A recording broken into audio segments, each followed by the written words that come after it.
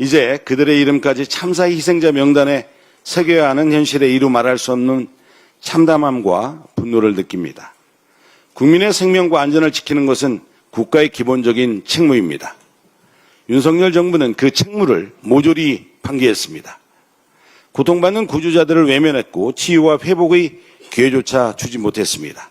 그 무책임이 결국 또 다른 희생을 불러왔습니다. 구조 소방관들은 명백한 참사 피해자입니다. 국가가 국민을 버린 대가 반드시 그 책임을 끝까지 묻겠습니다. 이상입니다. 네, 마지막으로 서삼석 최고위원의 발언이 있겠습니다.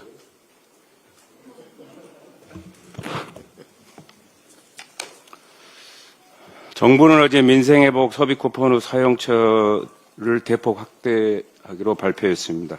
섬과 농촌 주민을 비롯한 전 국민이 보다 편리한 혜택을 누릴 것으로 기대합니다. 이재명 국민주권정부에서 실천한 현장 의견이 반영된 제도 개선에 감사드립니다. 윤석열 정부에서 시작된 글로컬 대학 34업과 관련하여 말씀드리겠습니다. 교육부는 2023년부터 대학과 지역산업 간의 긴밀한 연계를 통해 지방대학의 혁신과 지역의 동반 성장을 목표로 글로컬 대학 34업을 추진해 오고 있습니다. 2023년과 2024년 두 차례에 걸쳐 총 20개 대학이 글로컬 대학에 지정되었습니다. 올해 9월까지 추가로 10개 대학을 선정할 예정입니다. 선정된 대학은 5년간 최대 무려 1,000억 원의 재정 지원을 포함한 각종 지원을 받게 됩니다. 그러나 추진 과정에서 지역 편중 문제가 지속적으로 제기되어 오고 있습니다. 현재까지 글로컬 대학으로 지정된 20곳 중 특정 지역이 11곳으로 절반 이상을 차지하고 있으며 그중에 호남은 4곳, 충청과 강원은 각각 2곳으로 선정되었습니다. 특히 광주와 대전, 제주도에서는 단 한 곳도 지정되지 못했습니다. 수도권 외 비수도권 광역 도시조차도 배제되고 있는 현실입니다. 다만 초광역으로 선정된 대학 연합의 광주와 대전 지역의 보건대 한 곳이 포함된 것이 유일합니다.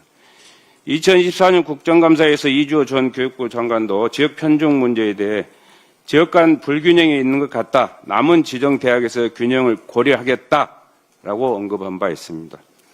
하지만 사업의 절반 이상이 진행된 상황에서도 지역 간 격차는 뚜렷하게 심화되고만 있습니다. 이재명 대통령께서는 대선 당시 수도권 1국 체제를 완화하고 지방에도 동등한 수준의 교육 기회를 보장하겠다는 강한 의지를 밝히신 바 있습니다. 또한 지방대 육성법에 따르면 국가는 지방대 육성을 위한 종합적 시책을 수립, 시행할 책무를 엄연히 명시하고 있습니다. 교육부는 지금이라도 윤 정부 시절의 잘못된 사업 집행을 바로 잡아야 할 것입니다.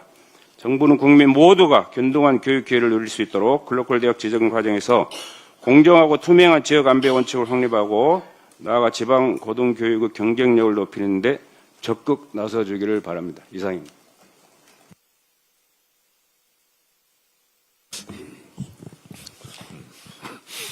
어제 김병기 원내대표랑 둘이 식사를 했는데요. 김병기 원내대표께서 대표님 이번에 두루두루 보니 당직 인선을 참 잘했습니다. 예. 국정원 출신인데 인사 전문가였답니다. 인사 담당. 그래서 인사를 저보고 잘했다고 당평 인사도 하고 적재적소 잘 배치했다고 하면서 근데 대표님이 생각할 땐 누구를 제일 잘한 것 같습니까? 그래서 제가 조승래 사무총장이요. 제가 그렇게 얘기했거든요.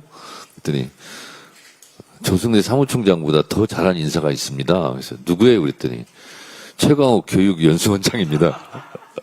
이렇게 제가 얘기를 들었어요. 그래서 조승래 사무총장이 어제 둘과의 대화에서 의문의 일패를 했습니다. 저는 조승래 사무총장을 인선을 잘했다고 지금도 생각하고 있는데 아주 유능하기를 잘하고 있습니다. 근데 김병기 원내대표께서는 최강욱 교육연수원장을 인선을 참 잘했다 이렇게 말씀을 해주셔서 감사했습니다. 대부분의 당직 인선이 거의 마무리가 됐는데요. 우리 최강욱 전 의원께서 교육연수원장을 맡아주셨습니다. 앞으로의 포부를 들어보도록 하겠습니다. 어떻게 하실 건지 한번 말씀해 주세요.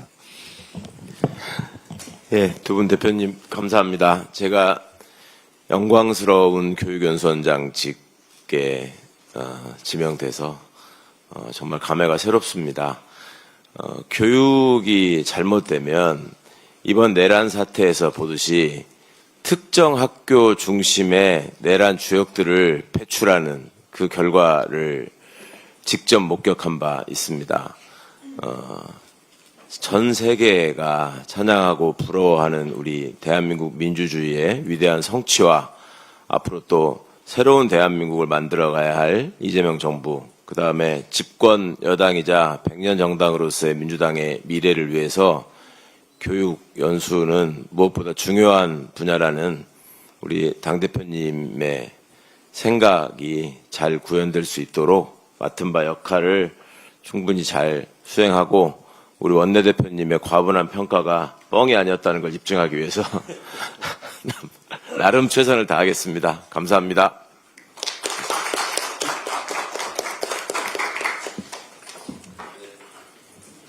회의를 마치겠습니다.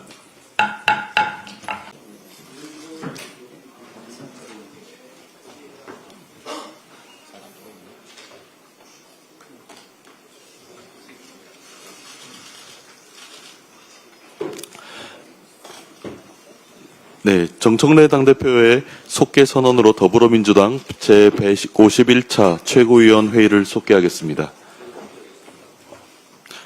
회의를 속개하겠습니다. 먼저 정청래 당대표의 모두 발언이 있겠습니다.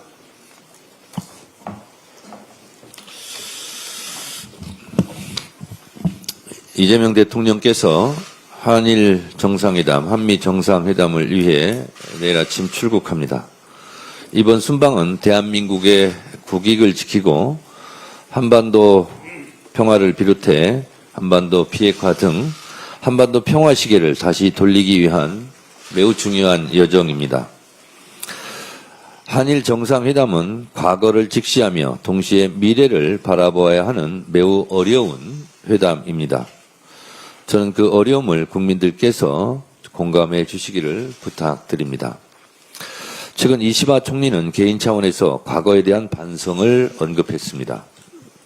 이재명 대통령은 일본을 같은 마당을 둔 이웃이라고 말했습니다. 두 국가 지도자가 오직 국익을 위한 상생을 생각하고 있습니다. 결코 과거를 묻어두지 않고 과거를 제대로 해결하기 위한 상생이라고 저는 믿고 있습니다. 무엇보다 대통령께서 셔틀이교 복원을 말씀하신 만큼 앞으로도 두 나라 정상이 자주 만나고 허심탄회하게 대화하기를 기대합니다. 또한 한미 정상회담은 굳건한 한미 동맹을 확인하고 국익 위주의 실용 위기를 더해 미래형 동맹이라는 결실을 맺어야 하는 회담입니다. 미국과는 경제협력과 관세, 안보동맹, 첨단기술 분야, 협력과 기후위기 대응, 한반도 평화를 위한 공조까지 대화를 할 주제가 참으로 많습니다. 특히 하노이 노딜 이후 비켜간 한반도 평화의 운명이 다시 가동되길 간절하게 소망합니다. 북미 대화의 실마리가 잡히고 그 가운데 우리의 역할이 모색되기를 바랍니다. 북미 관계의 새로운 관계가 실현되고 남북 관계가 복원되는 출발점이 된다면 얼마나 좋겠습니까? 특히 미국 조선업을